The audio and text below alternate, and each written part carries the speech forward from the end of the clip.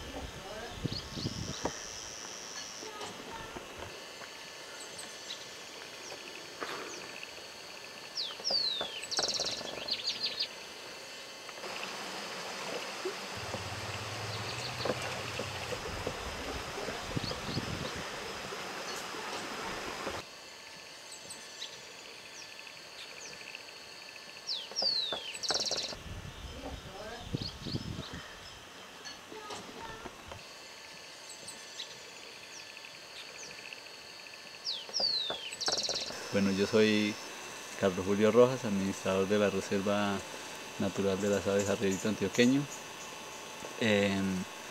Acá en la reserva adelantamos trabajos de conservación.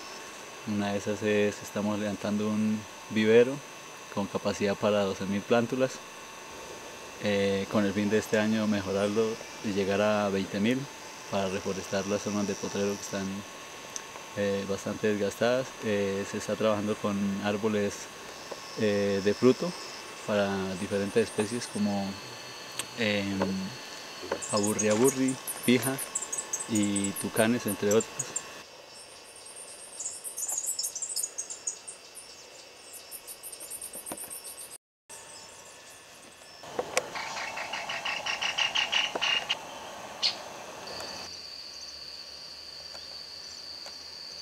Está trabajando este año con un proyecto con la alcaldía, con gente subsidiada por la alcaldía, a ver si se reforestan zonas aledañas a la reserva.